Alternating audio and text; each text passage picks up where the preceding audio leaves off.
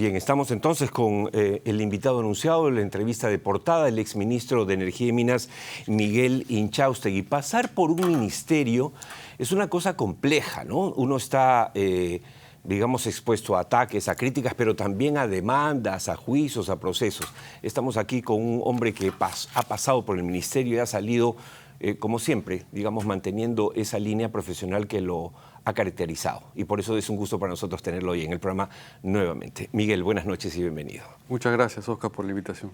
¿Cómo ha cambiado? Vamos a hablar de frente sobre nuestro tema. ¿Cómo ha cambiado la dinámica minera mundial, el paso acelerado, digamos, al cambio de la matriz energética? ¿Cuáles dirías que son las diferencias, Miguel, respecto a hace 10 años, por ejemplo? Bueno, hace 10 años se estaba evaluando si es que el cambio climático generaba un impacto o no, y se empezaba a hablar sobre que se necesitaba energías renovables y que para eso se necesitaban algunos minerales.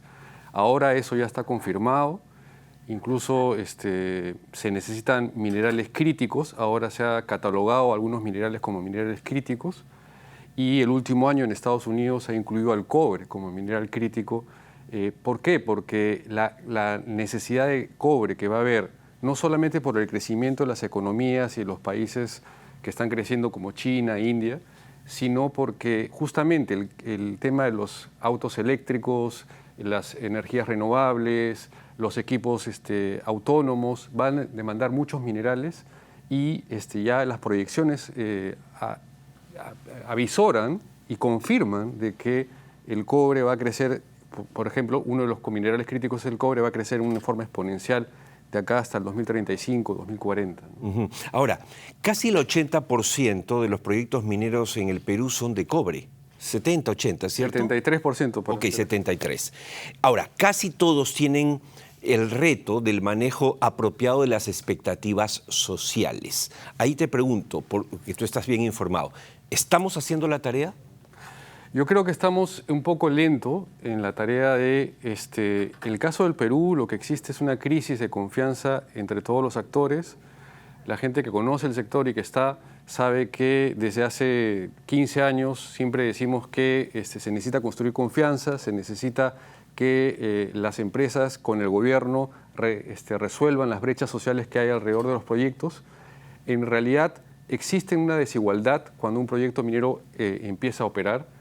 Y si esa desigualdad no se resuelve en un tiempo rápido, definitivamente, por estadística, va a haber conflictos. Entonces, lo que se ha hecho en los últimos años es construir una visión de la minería del 2030, por ejemplo, con RIMAI. Se han hecho espacios multiactores, se habló del aporte voluntario en el gobierno de Alan García, de ahí se habló del adelanto social. Sin embargo, yo creo que el gobierno debía haber avanzado mucho más rápido, los gobiernos, no necesariamente Sí, ¿no? claro. Lo que sí hay que resaltar y felicitar es que el ministro, y ya salió la norma, por ejemplo, que se va a construir la política multisectorial de la minería, ¿no? ¿Qué pasó con el adelanto social? Que se lanzó con bombos y platillos en el gobierno de Vizcarra. Parecía una buena intención, pero no llegó a cuajar, no se llevó a la realidad. Se lanzó exactamente con el gobierno de Kuczynski y el gobierno de Vizcarra lo intentó implementar. Cuando yo era viceministro lo avanzamos. El tema era que había que crear la norma y definir en dónde se hacía el adelanto, en qué proyectos, ¿no? Y yo creo que ahí había temas que lamentablemente no han podido avanzar. Yo creo que ahora, más que adelanto social, lo que debería trabajarse fuertemente es en el desarrollo territorial. En las regiones y en las provincias y las alcaldías donde hay minería. Hay un libro muy bueno que ha escrito el Instituto de Ingeniero de Minas con 4 investigadores que conocen a profundidad el tema del desarrollo territorial y que lo que alientan es a que haya una gobernanza territorial para promover el desarrollo, ¿no? Y poner al centro no la actividad minera, sino al centro el cierre de las brechas sociales y el desarrollo territorial sostenible de las regiones. Eso, en mi opinión, es lo que se debe trabajar en los espacios multiactor, ¿no? Lamentablemente, los problemas en el Perú siempre no se ven en el mediano y largo plazo, siempre se ven en el corto plazo. Buscamos soluciones facilistas y que no ayudan a generar un desarrollo permanente y sostenible. Sí, recuerdo haber hablado con con Darío Segarra, presidente del instituto, sobre Él es uno de los autores. Estudio, exacto, y realmente resulta muy interesante, porque a falta de un Instituto Nacional de Planificación, digamos, este es un aporte de entes privados, en este caso del instituto, para poner sobre la mesa, digamos, algún plan mínimo, porque lo que pasa es que no hay planes. Entonces, hay esfuerzos individuales de algunas empresas, hay esfuerzos individuales de algunos sectores, pero no llegan a... En ese sentido, claro, hay quienes dicen que todo tiempo pasado fue mejor, etcétera, pero tampoco hay que quedarnos en el pasado. Pero el aporte voluntario del gobierno de Alan García efectivamente funcionó, ¿no? Acercó a las comunidades, a las empresas. Yo he hablado con muchas empresas mineras, todas estaban muy entusiasmadas, y eso se perdió después. ¿Podría, digamos, reeditarse algo así?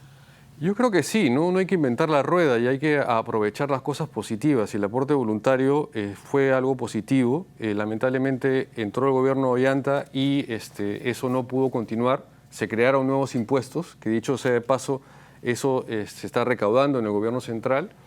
Y yo creo que, nuevamente, si se toman como ejemplo algunas regiones como Moquegua y Cajamarca, que es donde también se está continuando el espacio multiactor de RIMAI, ahí, por ejemplo, se podría hacer un piloto de desarrollo territorial y proponer un aporte voluntario 2.0, algo novedoso, recogiendo las experiencias y las lecciones aprendidas, ¿no? Claro. Yo creo que la minería en el Perú, y sobre todo tenemos una nueva oportunidad que no hay que desaprovechar, que es el cambio de la matriz energética, está generando una necesidad de cobre inmensa en el mundo y los precios van a subir, pero no caigamos en la confianza de creer que los proyectos salen sí o sí, van a salir en forma sostenible y permanente cuando se ponga al centro el desarrollo de esa región, ¿no? Claro, uno diría, eso no le corresponde a la empresa, le corresponde al Estado, pero todos sabemos que el Estado lamentablemente es lento. Y yo creo que tiene que ser un espacio multiactor donde haya colaboración, y ahí es donde entra el concepto que yo siempre propongo y aliento, que es crear valor compartido, ¿no? Porque valor compartido no es filantropía, es resolver las necesidades que hay alrededor de una actividad, pero que genere un valor también para la empresa. Claro. Entonces, y además, al final, vamos, entre gitanos no nos vamos a leer las cartas, es un negocio, es un buen negocio. Dicho en el mejor sentido. Exacto. Es decir, buen negocio para los pobladores, para las comunidades, para los gobiernos regionales, municipales y por supuesto para las empresas que quieren realizar sus actividades. Por eso es que el tema de sostenibilidad, que antes, hace 10, 15 años tú y yo no conversábamos de eso, hoy es algo de todos los días, como el ESG, etcétera, ¿no? Exactamente. Pero es ir a la raíz. Ahora, hablando del Estado, Miguel, mientras la recaudación fiscal del 2023 llegó a niveles récord, superando los 16.000 millones de soles, ¿a cuánto asciende el presupuesto del Ministerio de Energía y Minas? Cuando tú estabas, por ejemplo... No, he revisado y estoy permanentemente revisando. El 2024 ha sido 880 millones de soles, ¿no? Lo que 880. Sí, claro. Los 16.000. No, los 16.000 es lo que se recauda. Sí, yo sé. ¿No? Pero claro, comparando, para que la gente entienda, yo produzco 16.000 millones y me dan menos de 1.000. Ah, claro. Lo que pasa es que la gente no sabe, incluso los ministerios no saben, de que el Ministerio de la Minería con hidrocarburos genera una caja que se reparte a todos los sectores, ¿no? Pero justamente yo creo que hay que alentar a que eso sea permanente y en forma más se pueda incrementar y generar que se cierre, que esté enfocado no a tener la plata en el banco, sino a transformarlo en desarrollo, ¿no? Y resolver las brechas sociales que existen. Eso es un tema que vamos a conversar más adelante seguramente con José González, nuestro colaborador desde los Estados Unidos que está de visita, porque siempre conversamos y discutimos, o sea, ¿hasta cuándo vamos a acumular? Les recuerdo a los amigos televidentes, hay cifras que les recuerdo porque no todos han visto todos los programas. Cuando termina el gobierno de Alan García, en 1990, Perú tenía 500, cifras oficiales, 500 millones de dólares en reservas. 500. ¿Saben hoy cuánto tiene? 75.500. 75.500 versus 500. O sea, es otro país. Sí. Pero la gran pregunta es, ¿seguimos guardando las joyas? ¿Para qué sirven las joyas? ¿Seguimos acumulando propiedades? ¿Para qué sirven las propiedades? Si no es para apalancar dinero y llevar el desarrollo. Es una gran pregunta que hay que tratar de resolver. Miguel, se viene un año preelectoral que, digamos, siempre agita las aguas sociales, obviamente. ¿Qué es lo que deben hacer, en este caso, los empresarios mineros para prevenir o evitar conflictos sociales a tu modo de ver? Bueno, yo creo que la mejor receta es promover la confianza, la colaboración entre los actores.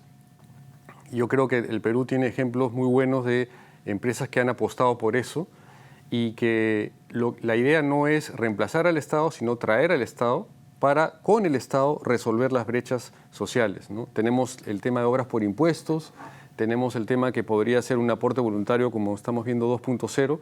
Yo creo que frente a un ambiente electoral que se va a venir y lo que va a suceder es que van a levantarse los temas que siempre se levantan en contra de la actividad minera, lo que hay que hacer es trabajar iniciativas que ayuden a ese cierre de brechas sociales. Por ejemplo, yo siempre comento de que habría que dar asistencia técnica a las regiones para que usen correctamente los fondos que se recaudan para hacer proyectos que cierren las brechas sociales.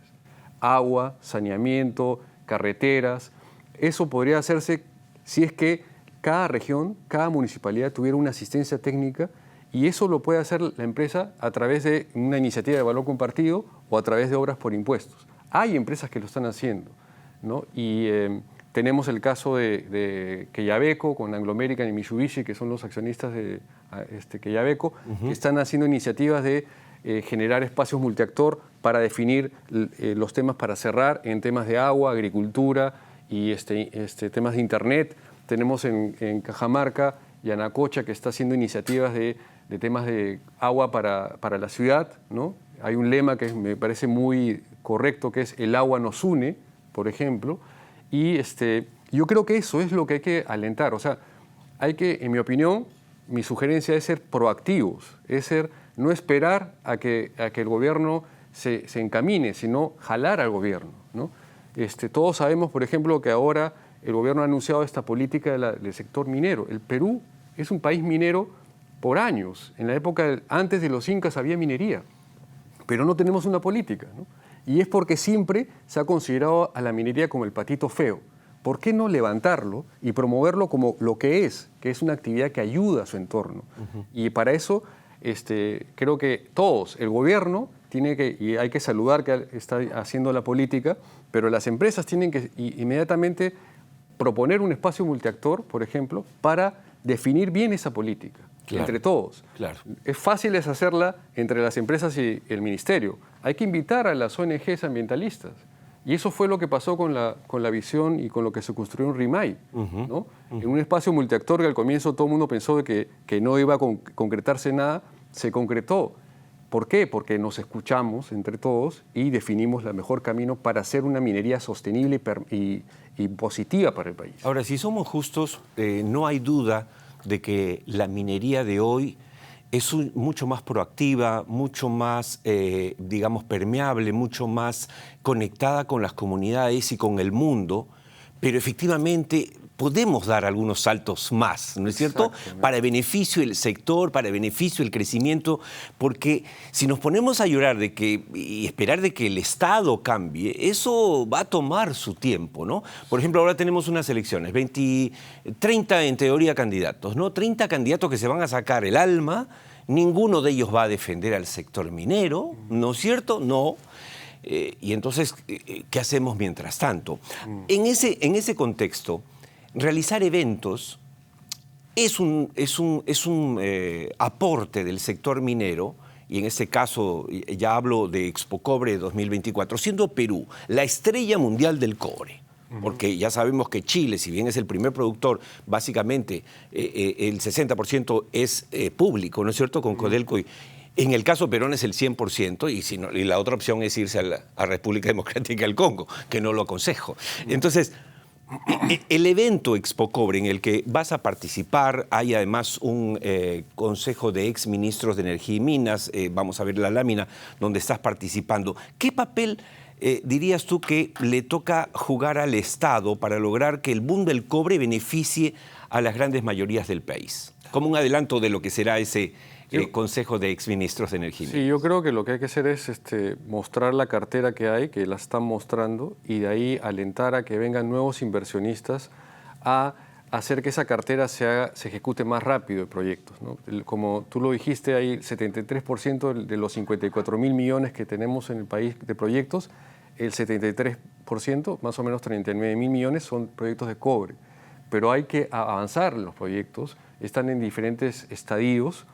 Y, por ejemplo, yo creo que ahí podríamos analizar la importancia del cobre que hay en el mundo y la importancia del cobre de Perú para el mundo, ¿no? O sea, el Perú tiene un cobre, en algunos momentos, en algunas partes, una ley muy buena.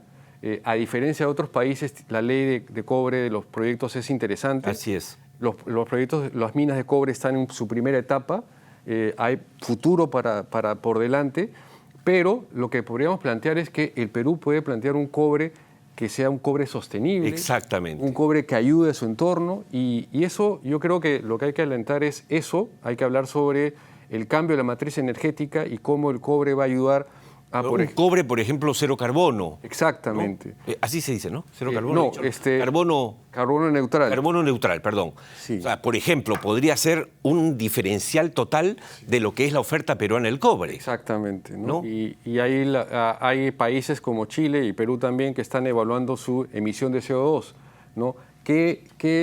Como gobierno y como empresas, ¿qué podemos proponer para que los proyectos y las operaciones mejoren también su emisión de CO2? Porque el cambio de la matriz energética no es un cheque en blanco, ¿no? No es que, porque en el mundo necesita cobre, voy a sacarlo como sea. No, cada vez es más estricto en sacarlo y hay que sacarlo bien y hay que hacer la emisión de CO2 lo más pronto posible, sobre todo en los proveedores, que es el estadio 3, ¿no? De acuerdo. Bueno, muchas gracias, Miguel, como siempre. Hemos tenido con nosotros en esta primera parte al exministro de Energía y Minas, Miguel Inchaustegui, que también estará presente, será uno de los protagonistas del evento del cobre más importante en el Perú, que es sin duda Expo Cobre 2024. Muchas gracias, Miguel. Gracias. Y ya nos veremos en el evento, por supuesto. Sí, claro que sí.